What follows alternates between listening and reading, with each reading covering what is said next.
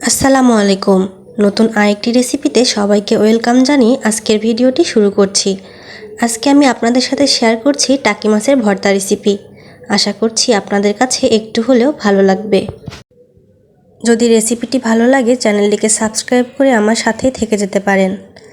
তাহলে আর কথা না বাড়িয়ে চলুন মূল রেসিপিতে চলে যাওয়া যাক। আমরা কিন্তু কম বেশি সবাই এই ভর্তাটি বানিয়ে নিতে পারি, কিন্তু আমি কিভাবে ভর্তাটি বানিয়েছি সেটাই আপনাদের সাথে শেয়ার করছি। আজকের ভর্তাটি বানানোর জন্য আমি এখানে নিয়েছি 3 পিস টাকি মাছ, রসুন কোয়া নিয়েছি 6টার মতো, কাঁচামরিচ নিয়েছি, শুকনো মরিচ নিয়েছি, ধনিয়া পাতা নিয়েছি এবং নিয়েছি পেঁয়াজ কুচি। মাছগুলো পরিষ্কার করে ধুয়ে নিয়ে ছোট ছোট করে আমি মাঝখান দিয়ে কেটে দিয়েছি। এরপরে লবণ, হলুদ ও মরিচের গুঁড়ো দিয়ে ভালো করে মেখে নিচ্ছি। এভাবে করে মেখে নিয়ে আমি কিছুক্ষণ রেখে দিব, যেন মাছের সাথে লবণ, হলুদ ও মরিচের গুঁড়ো ভালো মতো মিশে যায়। মাছগুলো ভাজার আগে এভাবে ছোট ছোট করে কেটে দিলে মাছের ভিতরে লবণ, হলুদ সুন্দর মতো প্রবেশ করে এবং পরবর্তীতে এটা খেতেও বেশ ভালো লাগে। লবণ হলুদ মেখে 10 মিনিটের জন্য মাছগুলোকে আমি রেস্টে রেখে দিয়েছিলাম। এবার প্যানে পরিমাণ মতো তেল গরম করে মাছগুলো দিয়ে দিচ্ছি। মাছগুলো দিয়ে কিছুক্ষণ পর মাছগুলো উল্টিয়ে দিতে হবে। বেশিক্ষণ ভাজা যাবে না, তাহলে কিন্তু মাছগুলো শক্ত হয়ে যাবে। মাছের গায়ের রং একটু লাল হয়ে আসলেই মাছগুলো আমি তুলে নিচ্ছি।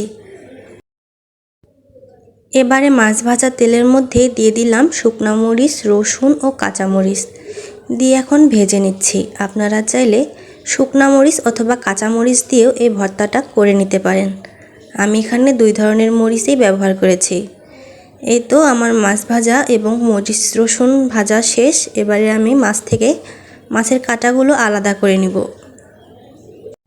একটা একটা করে সবগুলো মাছ থেকে মাছের কাঁটাগুলো আমি আলাদা করে নিব। তাহলে যখন ভর্তাটা বানাবো তখন মাছের কাঁটাগুলো হাতের মধ্যে বাঁধবে না এবং ভর্তাটা খাওয়ার সময়ও মাছের কাঁটাগুলো মুখে লাগবে না। ভর্তাটা খেতে বেশ মজার হবে।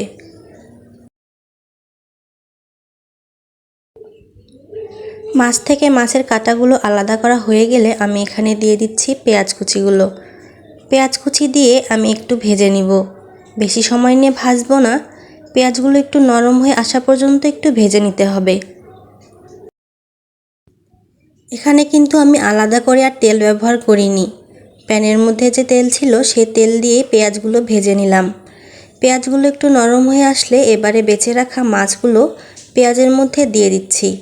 এবার পেঁয়াজ এবং মাছগুলো একটু ভেজে নিব। বেশি সময় নিয়ে ভাজার দরকার নেই, 1 মিনিটের মতো ভেজে নিলেই হয়ে যাবে। এবারে আমি মরিচ ও রসুনগুলো লবণ দিয়ে মেখে নিচ্ছি। আপনারা চাইলে কিন্তু এই ভর্তাটা পাটায় কিংবা ব্লেন্ডারেও বেটে নিতে পারেন, কিন্তু আমি আজকে এই ভর্তাটা হাতে মাখিয়েই বানিয়ে নিচ্ছি। এবারে মাখানো হয়ে গেলে আমি দিয়ে দিচ্ছি ধনিয়া পাতা কুচি, সরিষার তেল দিয়ে আবার মেখে নিচ্ছি। মেখে নিয়ে সবগুলো একসাথে ভালো করে মিশিয়ে নিব। একটু সময় নিয়ে ভালো করে হাত দিয়ে মেখে মেখে ভর্তাটা বানিয়ে নিতে হবে। আপনি যত সুন্দর করে ভর্তাটা মাখাবেন ভর্তাটা খেতে ততই মজার হবে। এরকম একটা ভর্তা থাকলে গরম ভাতের সাথে নিমিষেই কিন্তু 1 প্লেট ভাত খেয়ে ওঠা যাবে। আপনারাও কিন্তু এভাবে চাইলে বাসায় বানিয়ে খেতে পারেন। ভর্তাটা মাখানো শেষ। এই তো আমার ভর্তাটা রেডি।